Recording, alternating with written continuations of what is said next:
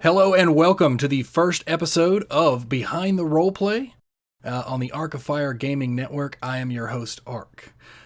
Behind the Roleplay is simply a conversation with fellow roleplayers to see who they are, what they like, and maybe even by the end of it, help them work on something new. So today we're just going to get right into it. We are joined by the always amazing and always talented SirenSong. And there she is, right there. And tell us a little bit about yourself, Siren. So I am a mermaid. Yep. Oh, yep. You heard it here first. Probably not here first. You've probably seen me and heard all of the jokes before. I love roleplay. I do. I've been a role player since I was 13 years old. It started with D&D tabletop with friends. But you know, as it goes, you grow up and you graduate and you move out and all your friends go their separate ways and you spend the rest of your life searching for that high of D&D again. And I found my home back here on the Arc of Fire Discord, and it's been lovely. I COVID really hit a lot of people real hard, and Yeah, definitely. I was one of them that I had just gotten into mermaiding. I've got my own custom tail and monofin, and I enjoy swimming in it. It's real good exercise when you can actually get to a pool. You actually swim in it? Yeah, Oh, you wow. actually swim in it. It's a Nice. lot of fun. It's I had a YMCA membership, and they wouldn't let me wear the tailskin, but they would let me wear my monofin because it's just kind of like a big flipper.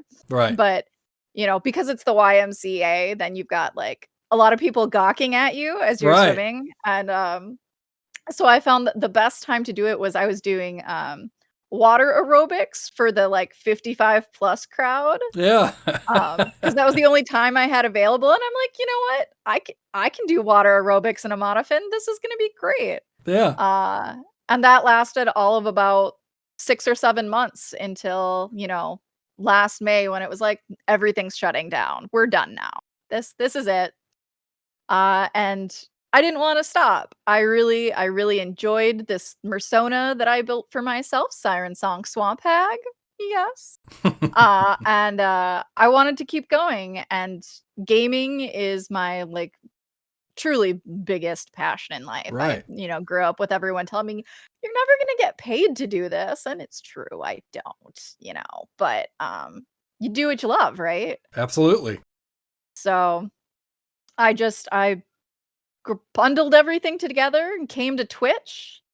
Met Arc and Straight and Sora and, you know, the whole crew, everyone. Ames, she's lovely. Everybody loves Ames. That's true. Everybody does love Um, Ames.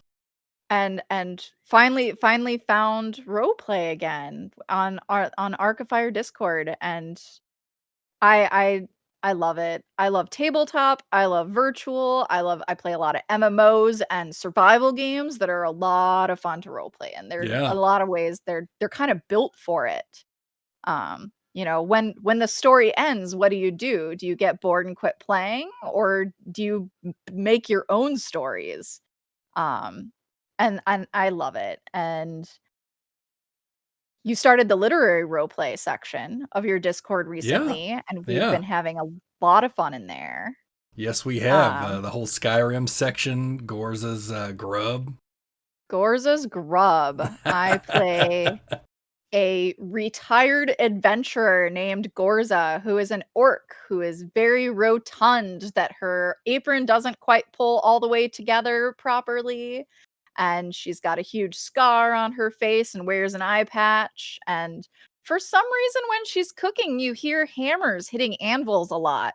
And it makes a lot of people question, but we have a fun time. All right. Yeah.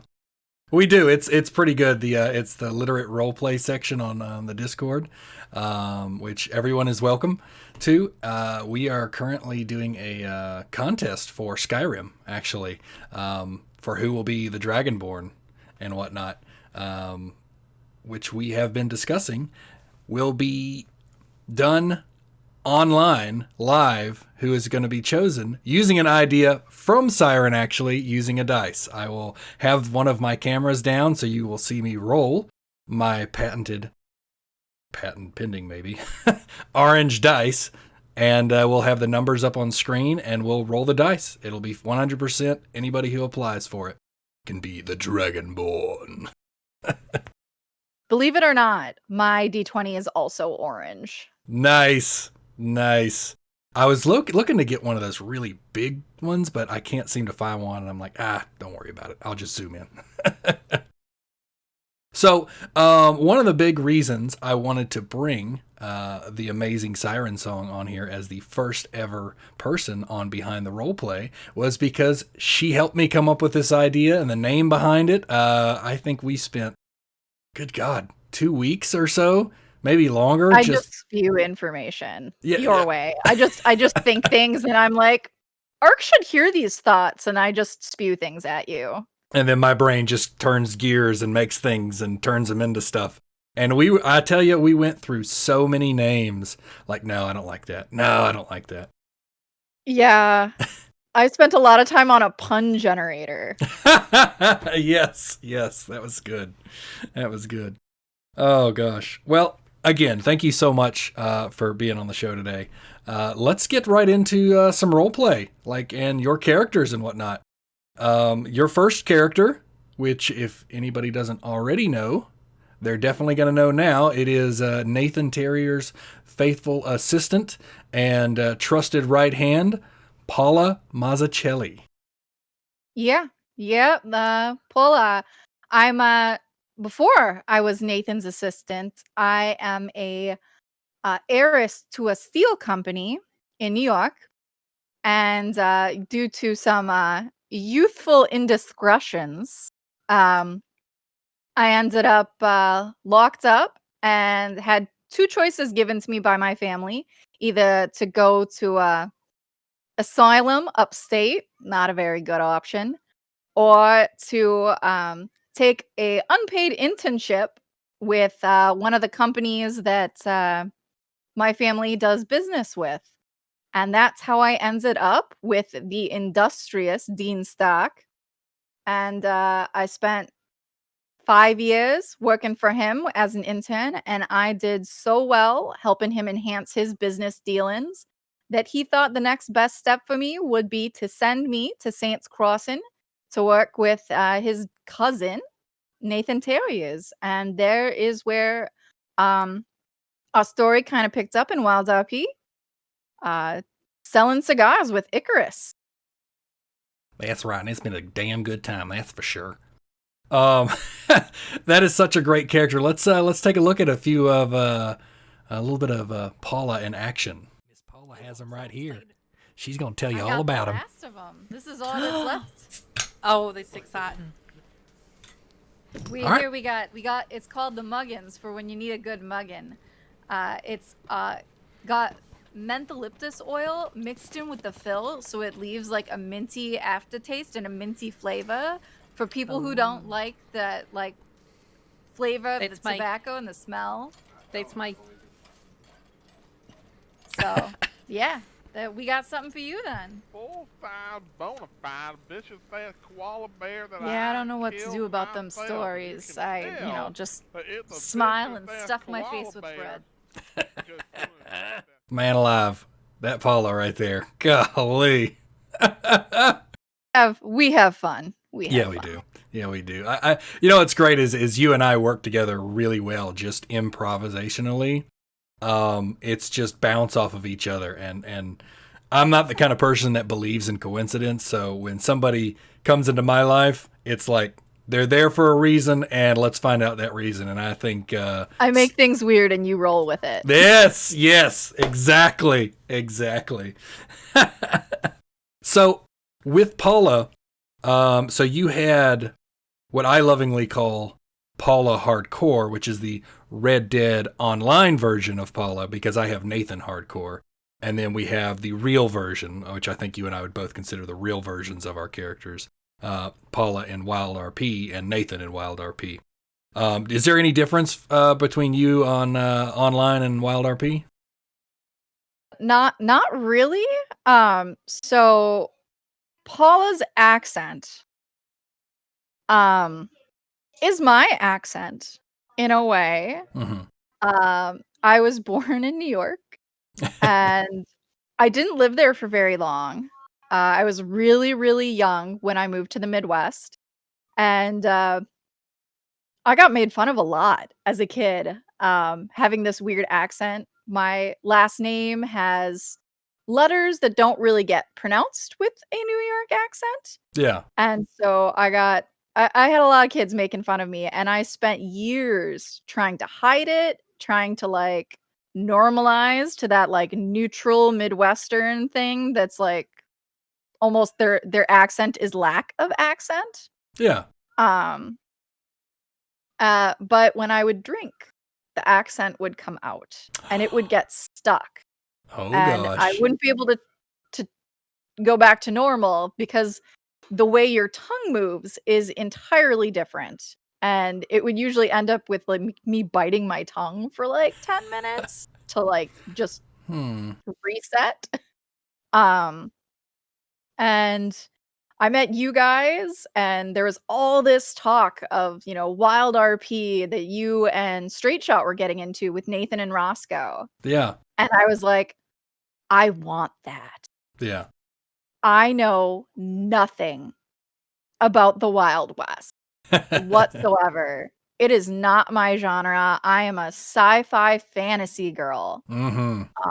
Give me swords any day, laser or otherwise. Swords and spaceships. Yeah. But like I said, I have been searching for roleplay for so long, and I am like, until you get to know me, I am really like shy and quiet, and I don't really reach out of my shell. Mm-hmm. And so I start a game and I'm like, I'm gonna join a roleplay server and I'm gonna find roleplay and I'm gonna do this. And I end up just leveling and sitting quietly by myself, like not meeting people Right. chronically. I'm bad at it. I'm bad at meeting people. And I actually found you guys by being bad at it. I started with Phantasy Star Online 2. Right. And I played it on the Japanese servers for a really long time because there was a North American spin-off server, and or one that was generally known that this is where the English speaking people play. Mm-hmm. And so when it was coming to the West, I was like, "Oh, I'm so excited! I'm so excited! Squee! I'm so happy! Yeah. I'm gonna find roleplay." We had been playing Starfinder, which I don't know if you know about Starfinder, but it is a Paizo game. So the people that did Pathfinder did Starfinder, which is Yeah. a Mm-hmm. sci-fi kind of version. And my character in there is an Undine, and I actually cosplayed her. And this is pretty much the cosplay that I wore for her. You can find Nice. pictures of that on my Instagram. That one, the hair was purple, not this. This is my Twitch, although this side is purple. But this was for 100 followers on Twitch. It was a lot of fun. Yeah, it was. But so I was like, I'm gonna start a guild, or they're called alliances, and I'm Right. like, and I am gonna do Starfinder because I was like, that would be a really great crossover to having fantasy races in a sci-fi world. Mm-hmm. And months went by, and I couldn't find anyone. There was literally nowhere that had roleplay groups for Phantasy Star Online 2. And the day I gave up, I joined one of just the bog standard groups on Facebook for Phantasy Star Online 2, and it just so happened to have been owned by Sora Kai. Yeah. Yeah. And he doesn't role play, and he doesn't follow story. That's not for him. But I was like, hey, a place to belong and to meet people and to Right. play and do what I love. And through him, met everybody else. And you guys didn't play Phantasy Star Online for long. No. We gave it a good old college try, but I think we're looking forward to the next one, or to trying that one out.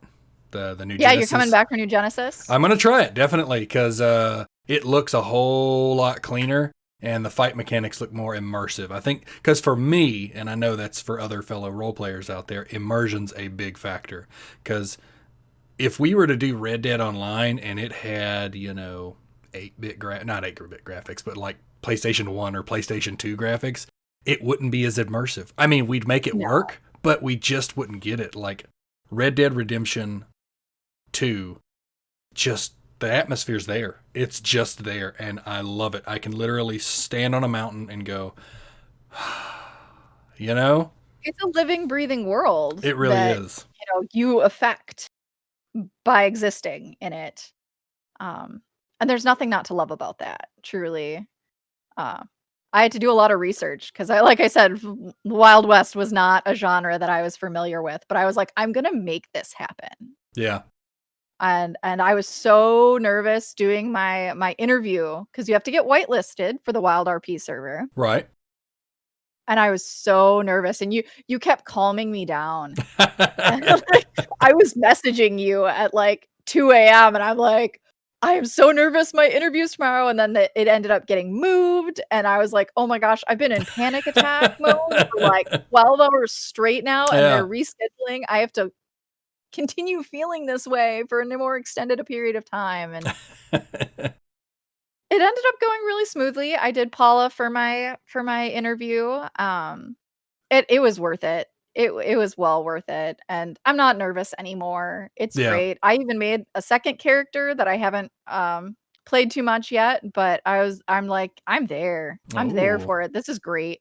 It is. It's a wonderful environment, and it's going to branch out into some other roleplay aspects that you and I specifically are going to be going into later on, and we'll get to that near the end. Because we're addicted. It's true. It's a drug. Yeah. We just keep finding new ideas and going, okay, we need to develop this. Yes. Find where this is going. Yeah. So, continuing on, pushing forward, we have SirenSong's other character from Star Wars Mandalorians of the Old Republic, Jasari, who is like the anti-Sith. And here she is right now. I have a name. Well, you want a job? It's not like these guys are paying me. The name's Jasari. You found your slicer. But God, Jedi. Think they're so high above everybody else. Wait. I think this time it's my turn. Let's just keep this next part to ourselves, shall we? Want to take this one? I'm no Jedi. Let's just get this done and get paid. And there she is in all of her anti-Sith nature and helping the Mando in episode 3. Tell us a little about her and her voice and whatnot. So Jasari pretty much just has my regular voice, my Midwestern adaptation voice with a little more angry mixed in. Yeah. She's kind of bitter. She was a Jedi at the temple and ended up being essentially sacrificed to flesh raiders. And she survived it barely. She's heavily scarred. And she ends up escaping with her whole clan, the other Twilight on Tython, and they end up getting captured by a Hutt who sells the rest of the clan, but because she is force sensitive, she ends up getting separated from her clan and sent to the Sith on Korriban, where she finishes her training, decides none of this is for her, and escapes And in her escape, she ends up on the Imperial space station. Mm-hmm. Uh, Yeah. she kind of stows away aboard the Dark Black Talon, Right. where she ends up meeting our hero, Alan Cato. She helps him trap the general and kind of do his last mission before he goes off to do his great hunt. But she was kind of a first concept character. She didn't fit with what you wanted from the series. Right. Right. Because obviously the title of the series is Mandalorians of the Old Plural. Republic. That's right. Plural. Hint, hint. So she'll kind of become a background character to be, she's looking for her clan still, and she kind of knows both sides of the Force. So she'll be an informant and maybe drop in here and there for different informational purposes. But she won't be a main focus of the series going forward. Yeah. Yeah, she was definitely a great addition and that's the reason, which if any of you didn't know, Miss Siren here is the assistant director and producer on Mandalorians of the Old Republic, because episode 3 is what it is because she helped push me in a direction that would make more sense. It's definitely better to have two minds on a subject than just one, and you fit that position perfectly because you help rein in my ramblings sometimes and go like, no, what about this? That doesn't make sense with the story. And so episode 3, which you can find probably linked right up here in just a moment, is what it is because of the efforts you did in it. And I really appreciate you for that. And I am looking forward to episode 4, which is currently in pre-production right now. And then you'll get to see more of it. And we got some more people interested in acting in it. The person who played a voiceover in episode 3, I know you didn't actually speak to her. Your characters kind of interacted, not really, more like in the background kind of interacted. Lieutenant Ash Wren, she is going to be having a side story that's going to interlock. At some point, she'll become part of the crew of the Mandalorians. In some capacity. We're still working it out, but she's super excited to do it. And we'll see how that works. I can imagine one day we have like 5 of us role-playing together. Never know. You never know. Yeah. That could happen. Exactly. We're going to have to get a bigger ship. We're going to have to get a bigger ship. Maybe a capital ship. Hey. There may be something in the works, if you know what I mean. Mystery. Anyway, so let's move on to the last section of Behind the Roleplay, where the role player gets to work on something that they've been trying to work on, and maybe we go from there because we have a new character that's coming up in episode 4, maybe 5.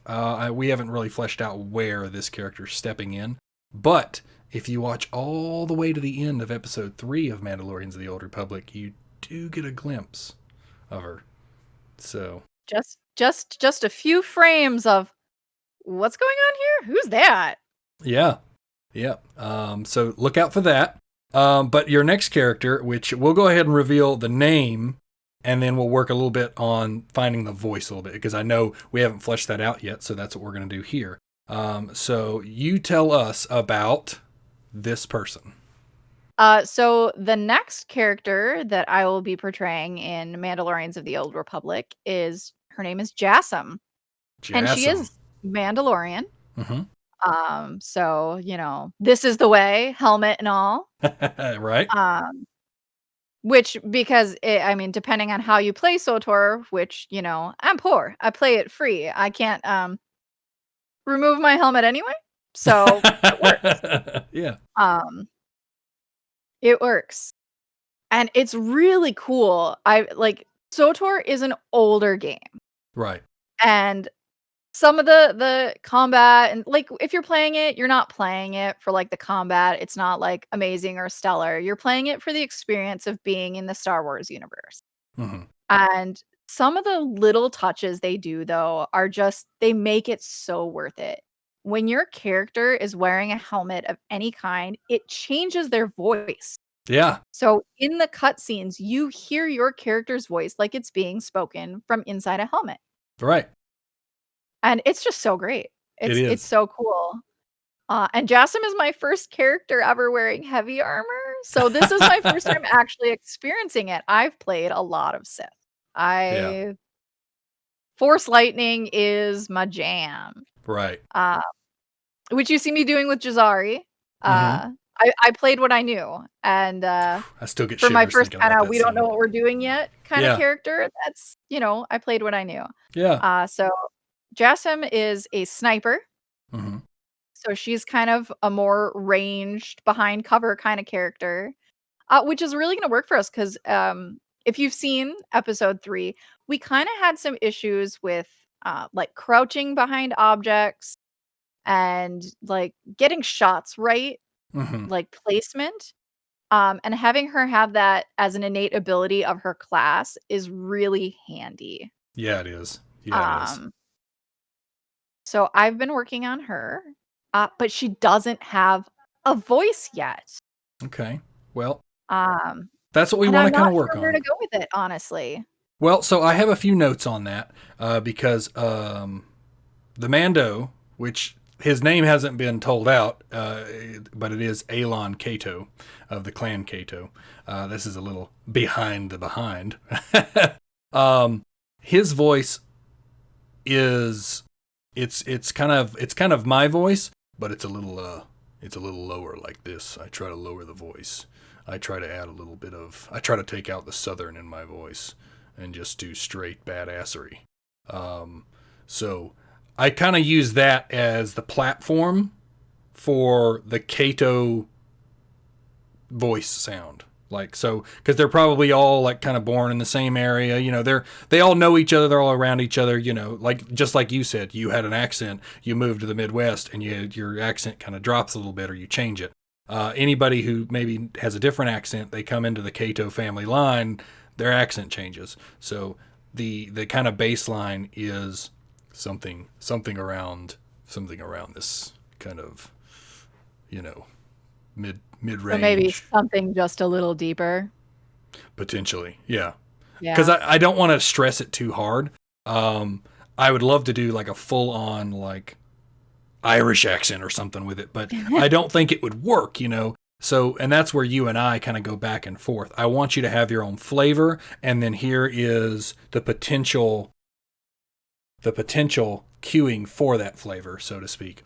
So you work with something, and then we'll just go back and forth. So you're going to be talking to Alon, although people who hear me talk in The Mandalorian, I use a filter effect so that my voice sounds like it's in a speaker or behind a helmet, which I'm really looking forward to doing to your character now. That's going to be badass. So that's like a post thing that you do? So when you our add that after. Right, so when our characters in game say stuff, that's a part of the game. But when you and I are talking, I add that post-production. Got it. Man, you are really good at that stuff. That is crazy. But truly, like, we spent so many days shooting that footage for episode 3. We ran that flashpoint so many times. To the point where the game was like, nope, you gotta wait a day. We did. We ran it so many times. It was like, you're done. Yeah. You're done. Yeah. And then seeing the final footage and going, oh my gosh, we did that. I know. It's just was crazy. I know it's a part of the game, but I still get shivers when I watch Jasari. And lightning the door. Because I picked that was that a music. great moment. I chose that music. Like I went through and I found that music just squeezed the juice of roleplay right out of that scene, and that's my favorite aspect. You can tell I'm lighting up right now. But Jasmine, that I'm sorry. last fight scene was great. Yeah. That last whole scene was so sweet. Loved it. So Loved it so much. so back to Jasmine. Back to Jasmine. What are you thinking? Back what to do you feel? Jasmine. So our characters have not met yet in game. Right. And that's kind of one of the big, like, for me as a role player, to get into character, I develop with my character, and that's kind of how I'm really like myself in real life, really shy and quiet and kind of absent from conversations. It's more of like a call and response kind of thing. Right. Until I get to know who my character is as a person, it's more of me responding to what you have to say. Right. And you see, I mean, you see Nathan and Paula now, and Paula's just fine, just being herself and making things weird. I hope you caught, everybody caught last night's meeting of the shadowy society. If you where didn't, Paula made things weird. If you didn't, you will right now. Go for the first 2 weeks. We can then start to push more of the inventory. Pillar of economics. Yes. Chevalier is about to flip out. I'm so sorry, everybody. I standing near this running water for this long. I just really gotta pee. Do you mind if I run out for a second? Oh no, go right ahead. You have to go. How are you going to let this poor lady sit here bounce this much to go pee? Come on now. Yeah, come on, economics. That was a good levity in a intense, I wouldn't say a tense, but an intense situation. Yeah. I had to break that tension. I spent quite a bit of time going, we're all sitting here in this dark cavern next to this babbling brook. I've seen every single one of these people take at least 2 drinks off their canteen, some 3. What are the odds that all of these people standing here and nobody has to pee? Yeah. Well, I guess it's going to be me then. There you go. You played it really well. Your entire command prompts and everything were wonderful. So, so Jasmine, it took a while for people to catch on that there was something going. So Jasmine is going to be kind of a developing character voice going forward. Is that what you're saying? Yeah. Yeah. Like we can do like some practice. What you're saying about something deeper.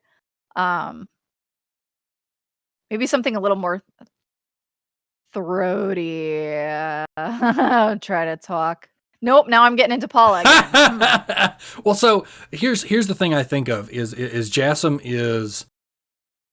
Jasmine's a Mandalorian. She's wearing that armor because she earned that armor, meaning she may be shy, but she still knows how to beat the hell out of you, and she knows all the combat stuff, regardless of her. Maybe she doesn't like blasters, like maybe Paula. Like she doesn't like to be violent.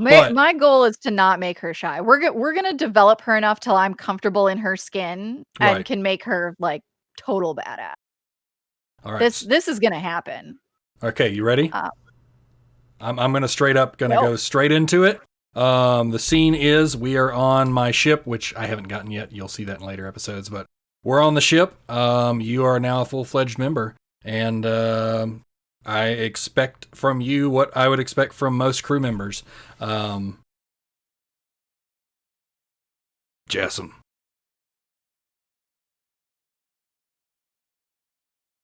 Jasmine, I need the flux capacitor to be turned on to 38.4 gigawatts. On it. Oh gosh. No. Oh no. That wasn't it. It was terrible. I don't know. Okay, so Jasmine, make sure the R3 unit repairs that conduit on the left side. We may have some Imperial trouble here in Sector 441. I need that droid to fix it now. Please get on it. What are you? I'm some kind of mechanic? Nope. Whoa. Nope, that's weird too. Woo, you got punched in the throat with that one. Jeez. Okay, so let's do your normal voice and then I'll just talk to you. You respond like you normally do and adapt it. We'll see if we can hear it change over this time frame during the interview. Yeah, I'm not playing tabletop role playing Right. and like virtual role playing, like literary role play. Like you don't use your voice for any of it. Mhm. So this whole kind of like voice acting is very new to me. Right. Like I said, I usually hide in a corner and don't actually interact with the people that I should Mhm. be role playing with. Right. So it's gonna be a skill to work on, which is that's why I'm here. Exactly. You know? That's exactly what this is for. We're working on skills. I really dream of like playing in like a goblin or a gnome or something and just having my voice like super high and squeaky as I'm talking. Oh gosh, I can't. Paula is just ingrained. It's the best of the best. I mean, you got to do what you got to do. It's like anytime, like even when I sing and stuff, like my accent comes out in the most annoying ways. So can we work that into Jasm in some? Because your voice, if you have a helmet on, is going to be behind. It's gonna sound kind of like this. Yeah, maybe depending on where you pinch your nose, you get different sound qualities, and maybe Maybe a from a little deeper bit version lower. of Paula for Jasm. I mean, if Elon's neutral, she should probably be pretty well in neutral too. Yeah. Or maybe does that actually change that? Because another thing is like hearing my own voice always sounds weird and different on recordings. Like you hear your own voice and you're like, oh, that's not me. So different manipulate. Like, does that change the sound quality of my voice? It Or does. is that just in my head? It does slightly, but it just got me thinking what we could also do is we can work on voices and then I could literally like write a script for you and just have you read. And then I can go into an editor and then lower the pitch. And maybe That's something we haven't really done yet. We've kind of just been like winging and story writing as we go. Yeah. Well, I mean even regardless is if whatever, even if you improv it, if we find a pitch level through post-production that sounds good, then that will be it. I'll pitch your voice down and then I'll add the speaker effect over it, which makes it sound like it's in a helmet. And then that may be the voice because we can't seem to get one with Jasm that's something you're just thrilled about. And I think a lot of the problem is I don't really have a feel for her yet. Right. You know? Okay. Well, so she's just a name and an avatar at this point. Right. Okay. Well, so there we go. Let's we got Jasm down. We're gonna try a little bit of stuff. You're gonna see that in the future. Let's move on to the next project that you and I are planning. I know I was super excited when you sent me that on Discord. I was like, yes. Drum roll, subject please. To so many of my weird whims. I'm just like every random thought that pops into my head. I'm like, I'm gonna send that to Ark. That's right. So, as the drum roll is going, Outward Roleplay, the game Outward Roleplay. So that doesn't sound weird. And then that's a 2-player co-op game, fantasy-esque. It's kind of got a weird mixture. I love how it mixes like fantasy and Asian and all of it together. And then it's survival-esque and very organic. It even has a tabletop feel to it, if that makes any sense. And a little bit of Dark Souls thrown in. Yeah. Brutally murdering you with a machete and then laughing at you. Yeah. Yeah, I'd agree with that. Outward, and the best game you'll ever play. Is so unique that you don't. If you play on the normal difficulty, you don't die when you die. Yeah, your character is knocked unconscious, and it is random what happens to you. Yeah, you might wake up naked in a bandit camp with nothing to your name, or someone might save you and bring you home. And it's just a toss up to see what happens to you, and that will be really fun storytelling. Yeah. Just the kind of unique randomness that every playthrough is different. Mm-hmm. And so the characters for that, like, literally we were talking about it before this interview. And as we talked about it, and just now, like, I'm picturing, I've not done a British and or English or Irish accent of any kind. I mean, I've done them. I know how to do them, but I've never done them live. But I do them really well. At least I think I do. So I'm thinking somebody from a higher, like, he's got a little bit of money, so to speak. So, with the nature that we know about you and I, how we work off of each other, I'm just going to try to imagine it, and I'm going to go from there. We're going to improv right here on the spot. Does that sound good to you? We can give it a shot. Yeah, just work with it. Okay, so the setting. This is almost literate roleplay setting. So, the dawn's coming up. We just had a good time in the city. Lights glowing, party stuff everywhere, drunk guys laying in the corner from going way too crazy that night. We're walking down the street. You and I both had a great time. It was a festival of lights or, some kind of festival that just happened. And we're walking down the street, kind of getting our gear suited up like that. You're kind of walking behind me, making sure nothing's falling off my bag and all that. And then I will use your name if we come up with a name. Because we don't even have, this is literally like a couple nights ago fever dream that is happening that we just both love this game and the storytelling potential of it. Yeah. I'm really good at not being a main character. Like, if you want some little flunky to like follow you around and do your bidding, like, look no further. Like, well, you're a superstar. That's all I gotta say. Before, like, I'm short, I'm weird, and I'm loyal, and that's kind of my thing. There you go. Well, you ready? Let's do this thing, Chicken Wing. All right. Well, what have you with these packs? What are they doing? I mean, they put these fucking straps on here, and they don't even get it right. Like, it's made of brass. Who uses brass straps? I mean, you make it out of steel or something. Like, is it going to break? What are you doing back there? Your buckle is coming undone. I got to fix that for you, my lord. We'll find you a better replacement when we get to the next town. Well, I hope it's better than this one, because these people, I mean, they got good swordsmen and whatnot, but their tailors are fucking horrible. Well, it's rather cold here.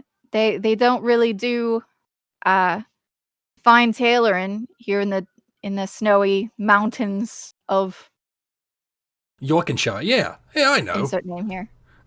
Insert name here. Insert name here. Well, we haven't explored much of the game either. So no. This, as we get to places, is there a snowy area? I'm gonna assume there is. There usually is a snowy area. I mean, most fantasy games have that. So that was interesting. I felt like, it's funny as I have to control my accent because sometimes I'll start leaning in a different direction. I'm like, nope. You got to think high, snooty. I'm trying to channel a little bit of Caspian Kingsley in his arrogance, but more of a Scottish kind of go to it. And I sometimes I switch back and forth between a Scottish and an Irish kind of thing. It irritates me that I do that. So I have to have like keys and triggers that tell me, nope, stay here, nope, stay here, nope, stay here. So what would you say your voice did? Because it felt like it shifted slightly. I pretty much just let you lead. I actually had no intention of actually doing an accent, and that just kind of came as a reaction to what you were doing. So I'm not quite sure what happened there, honestly. It was good. It was good. Okay, so I just had a thought. You ready? Yeah. Okay, I'm going to be a shopkeeper. My character, whatever his name is, maybe Articus, I don't know. I haven't used that before. New.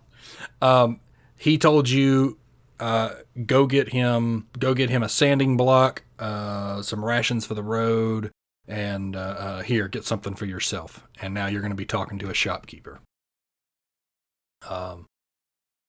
Door opens, bell rings. Oi, what you want? My lord Artemis is in need of sharpening stones and several supplies. Do you have everything here on this list? Who's Artemis? I don't know no Artemis. Is the lord of insert name here. And I am his loyal squire. We have plenty of gold to supplies. You say it right. You a lord, you said, huh? Ah. He's only displaced for now. Okay, well, here's... Let me see that list. Let's see, sharpening stone, that's normally 15. I mean, it's 25 for the stone. It's a little bit of, what is that, bread, the long-term bread rations, that's 5. I mean, 13 per. Yeah, okay, I've got everything on this list. That'll be 120 gold.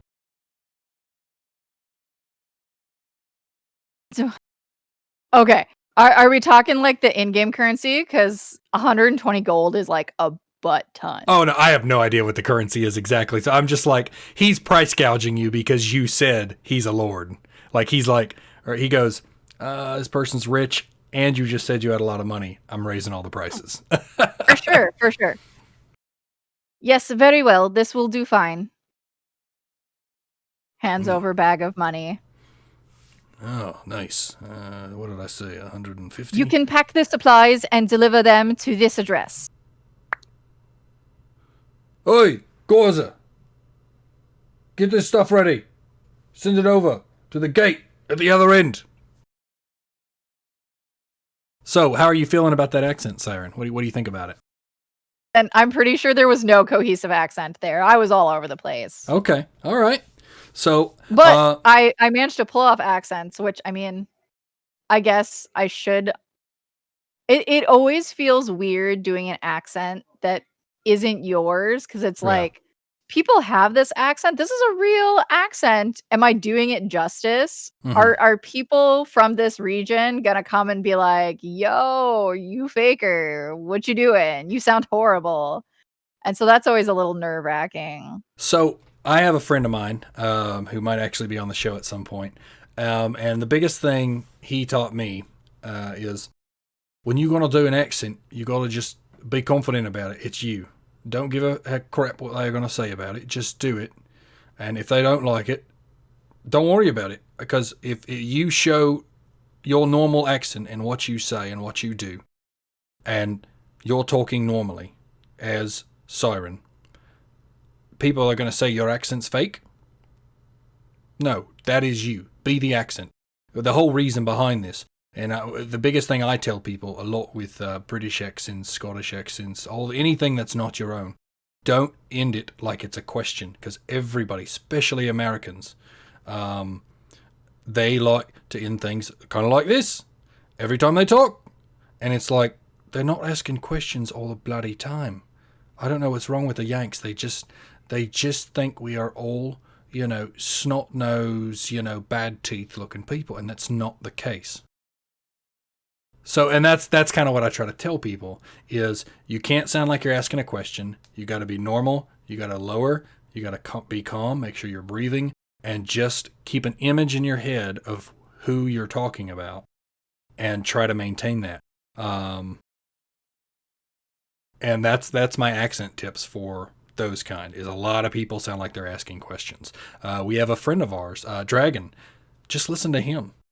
I gotta spend more time with Dragon. Yeah, because you don't ever pay attention to it. You just hear him talking, and he has an accent.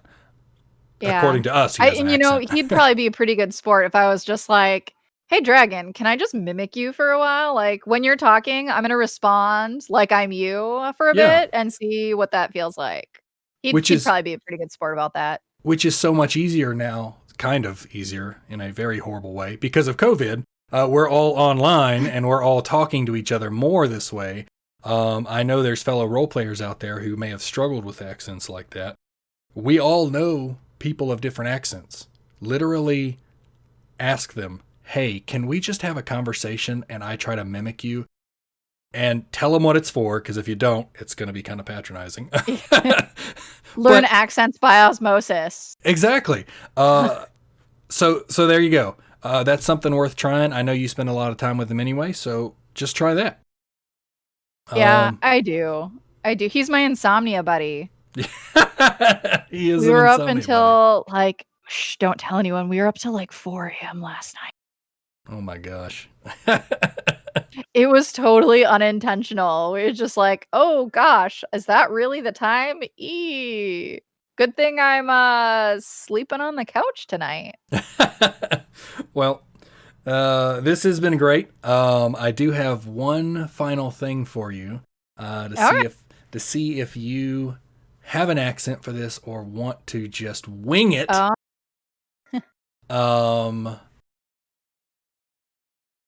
The setting is misty in a valley. There is a building in the distance, lights glowing. A small green man standing next to the door with a pack on. A large, tall elf has opened the door to let the goblin walk in.